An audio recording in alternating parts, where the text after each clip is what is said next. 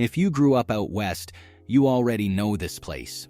You know the smell before you're even all the way through the door.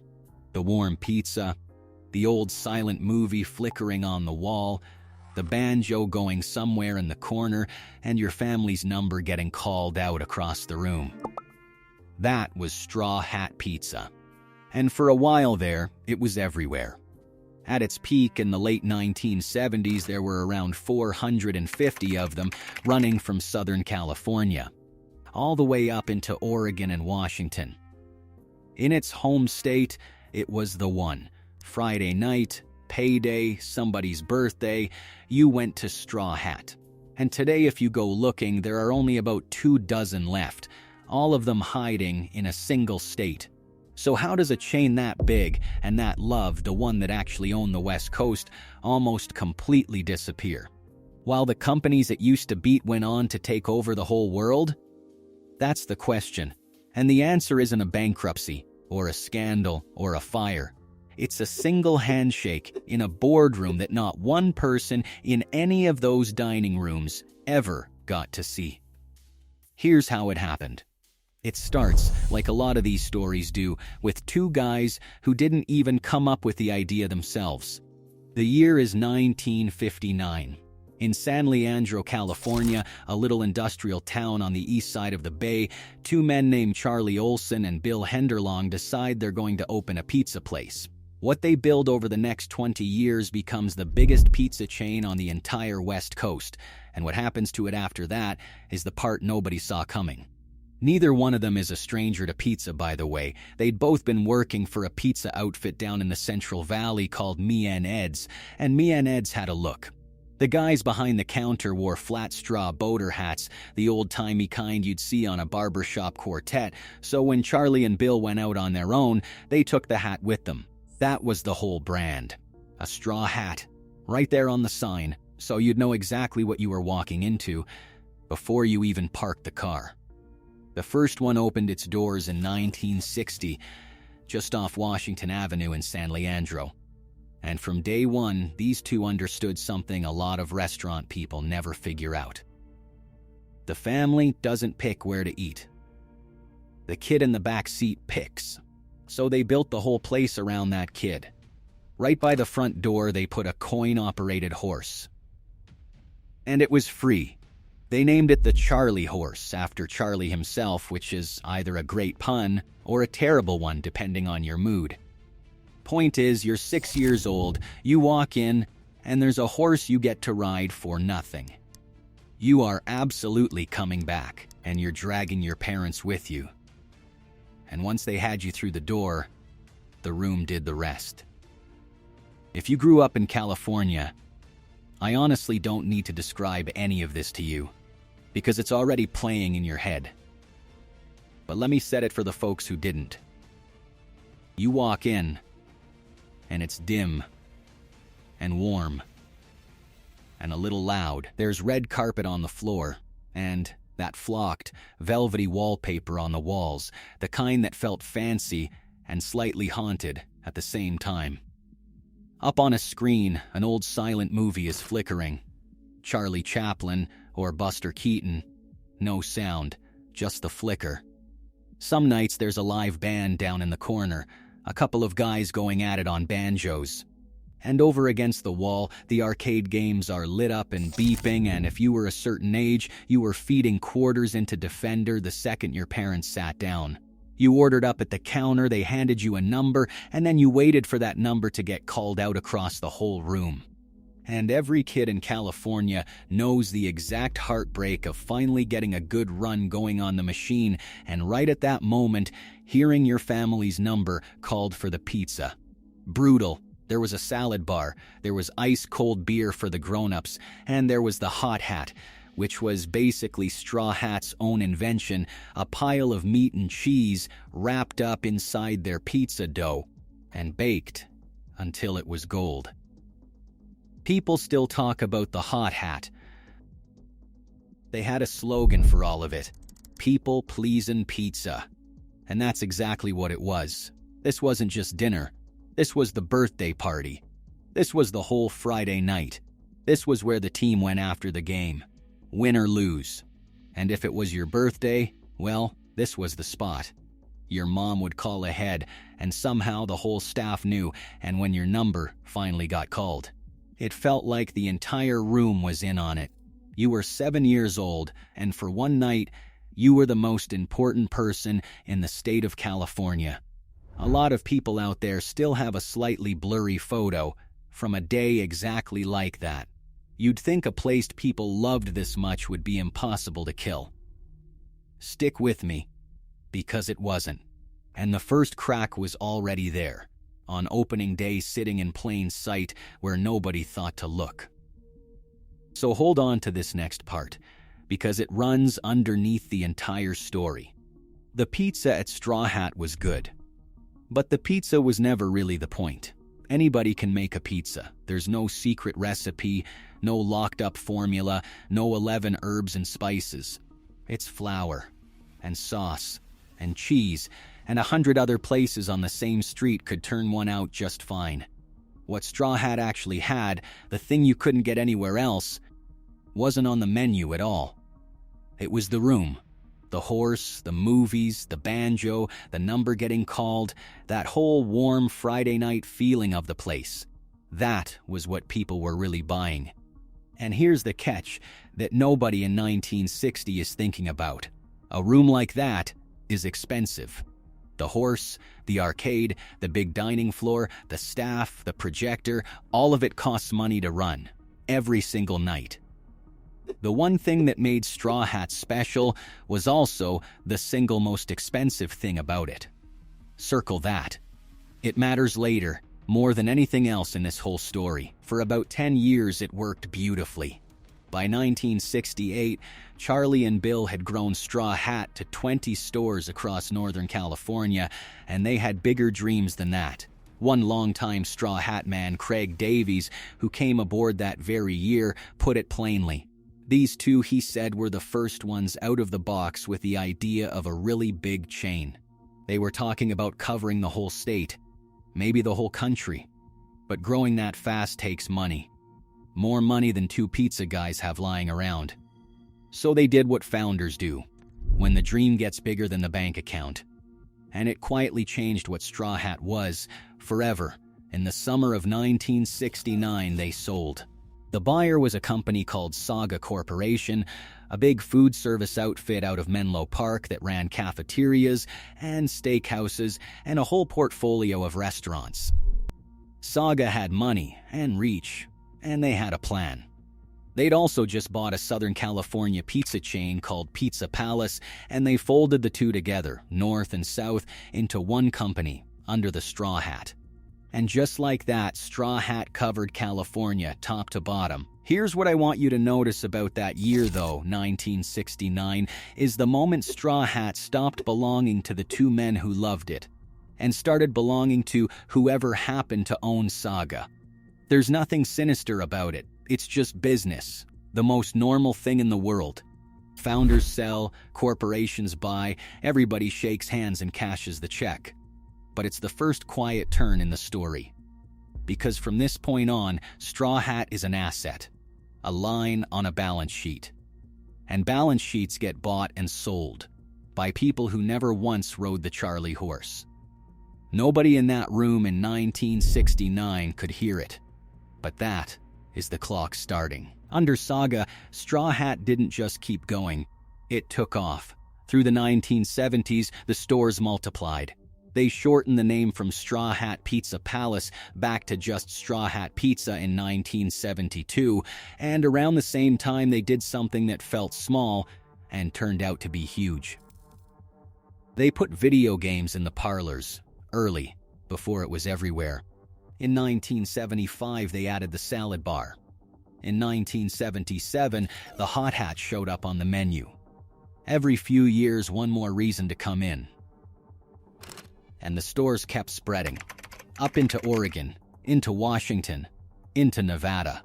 At its absolute peak, in the late 1970s, there were somewhere around 450 Straw Hats running up and down the Pacific coast.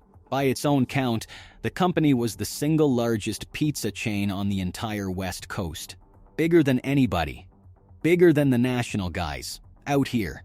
Now here's the second thing to hold on to, and it's got nothing to do with the food. Think about where these stores actually sat. A busy chain in 1970s California didn't build in the middle of nowhere. It built on the good corners. The shopping center anchor spots right next to the grocery store and the drugstore, where every family in the suburb drove past twice a day. Over 20 years, Straw Hat quietly locked up hundreds of the best retail corners in the fastest-growing state in America. Remember where these stores sat, because when the end comes, those corners are going to matter more than anything on the menu. Somebody is going to want them. Badly. Hold that thought. By 1981, Straw Hat was big enough and confident enough to go get itself a celebrity. They brought in Tim Conway, the comedian from The Carol Burnett Show, one of the most beloved funny men in the country, to be the face of their television ads. And the ads are pure early 80s. In the one everybody remembers, Conway plays a dad, taking his little girl out on what he keeps calling a big date. He promises her the whole works. Gaming, the theater, and a great meal. And then the joke lands, because all three of those turn out to be the same place. It's Straw Hat. The arcade games, the movies flickering on the wall, and the pizza, all under one roof. His daughter looks up at him, a little suspicious, and he gives her that dry Conway deadpan. "Hey, would I kid you?" And the slogan comes up underneath. All for fun, fun for all. And that was the feeling exactly. Straw Hat wasn't selling you dinner. It was selling you the whole night with the kids on a Tuesday for the price of a couple of pizzas. And here's how big this thing had gotten.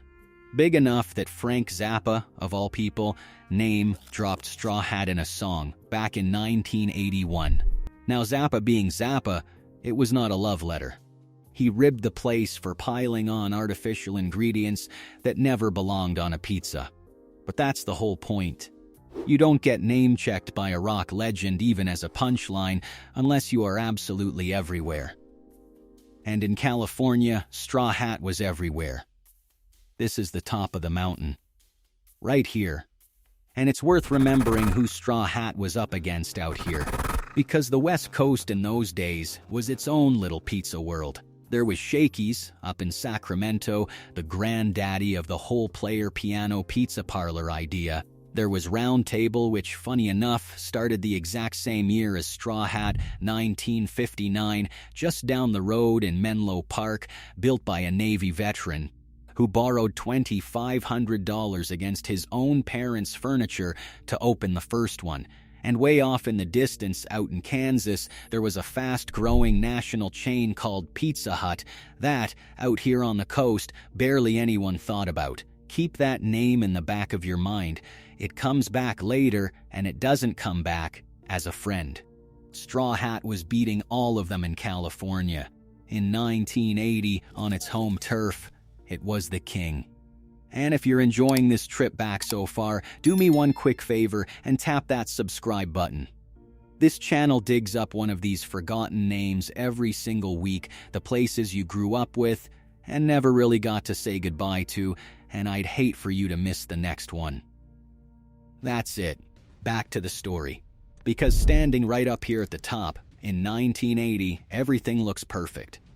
400 stores, king of the coast, a national comedian on the TV, prime corners in every suburb in the state, and every single thing that made Straw Hat look unstoppable, the size, the corners, the fact that it was the biggest prize on the West Coast, was about to become the exact reason it got torn apart. Because a company that big, sitting on real estate that good, doesn't just get to quietly exist.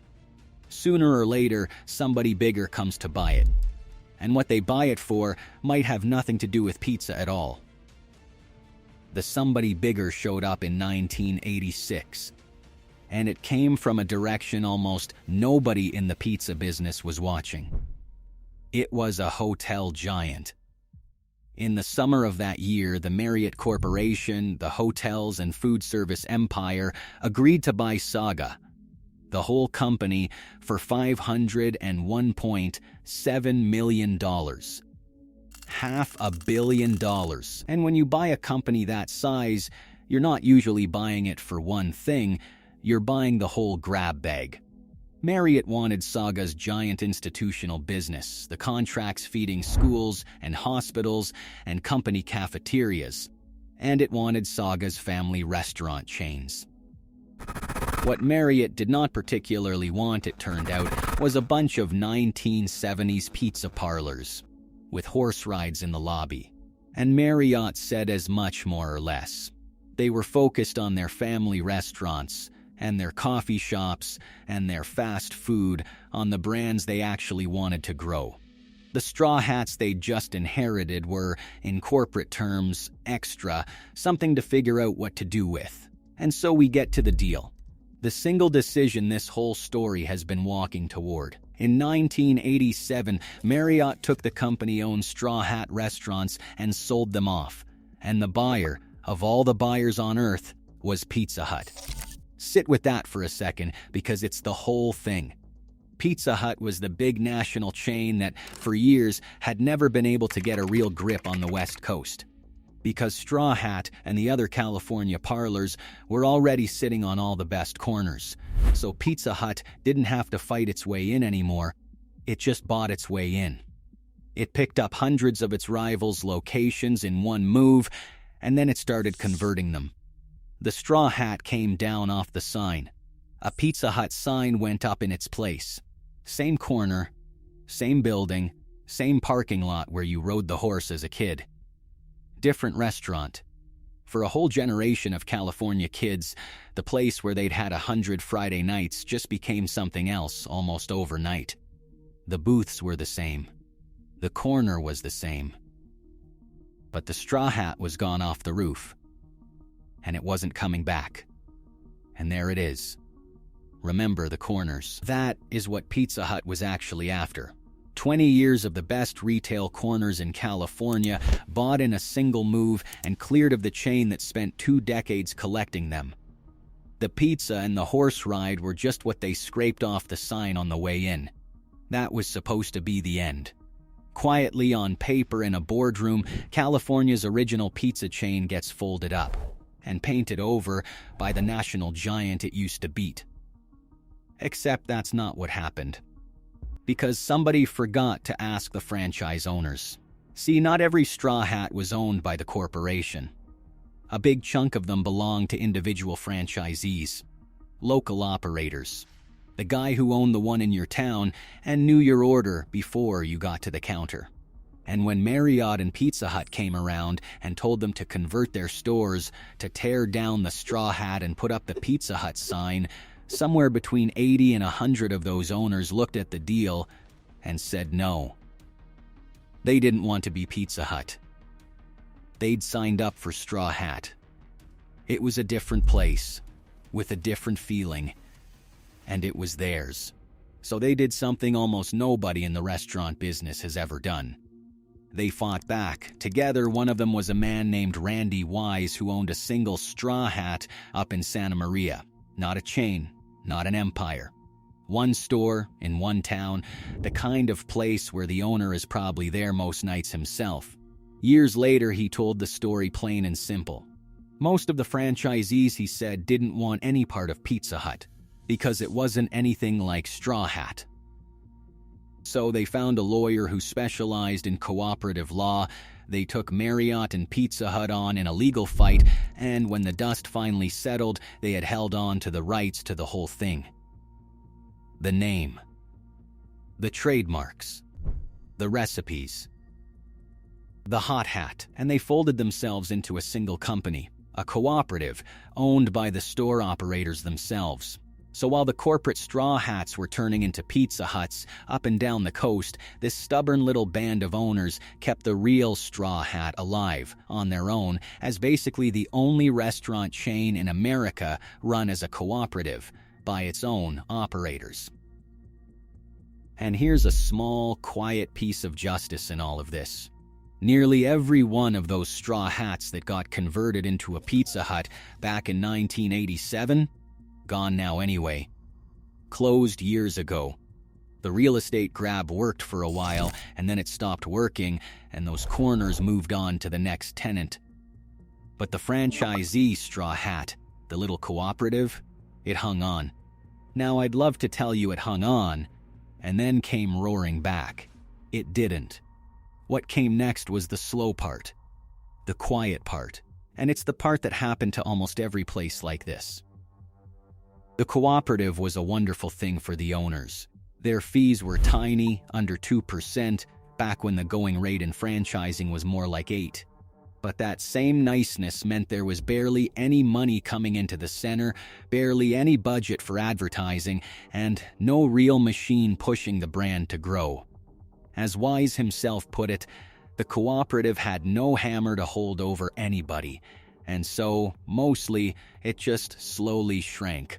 Old owners retired and closed up shop, a store here, a store there, going dark, year after year. And every one of those quiet closings was an owner's whole life's work, and somebody's whole childhood. Take the one in Chino that had been there since 1973. When it finally closed, the new tenants painted right over the straw hat logo in bright lime green and carried the old arcade machines out to the curb. Or the one up in Lindsay, open almost 30 years, until the rent got jacked up, and that was that. The manager there had it exactly right. On the last day, she said it was like a piece of people's history was being taken away from them. One store at a time, in one town at a time, the lights went off, and the neighborhood barely noticed. And the truth is, the whole world that made a place like Straw Hat make sense was disappearing at the exact same time. Think about what killed the family pizza parlor. Honestly, no single thing did it. A whole pile of things did, all at once. Domino's and the delivery guys taught America you didn't have to go anywhere at all. The pizza would come to you in 30 minutes in your pajamas. So why load the kids in the car? Then the house got better than the parlor. Cable TV, the VCR, the video game console right there in the living room. The arcade and the movie on the wall stopped feeling like a special trip when your own house had all of it. And the big cheap national chains just kept undercutting everybody on price. The room was the whole product. And one by one, all the reasons to leave the house and go sit in the room quietly went away. By around 2001, the whole Straw Hat Cooperative was down to about 50 restaurants, run by 44 different owners, doing around $19 million in sales altogether. By 2008, it was down to 38, and the people running it kept hearing the same thing over and over from customers who stumbled back in. One of the folks working there described it perfectly. So many people, she said, would walk in and say, "I can't believe you're still around." Because when a straw hat left their neighborhood, they didn't think of it as a chain in trouble. They just figured that one closed, and they never knew there were any others. It went away quietly while they were busy living their lives. And that, in the end, is how California's original pizza chain lost the West Coast. It didn't crash. It just faded, slowly, while almost nobody was watching. But that is not where the story ends. And here's the part I actually love. It's not gone. Right now, today, there are still a couple dozen Straw Hat pizzas open, every single one of them in California, down in the Central Valley, up around Sacramento, out on the Central Coast, and a couple hanging on in Southern California. And that town of Santa Maria, where Wise made his stand, there has been a Straw Hat operating there since 1967.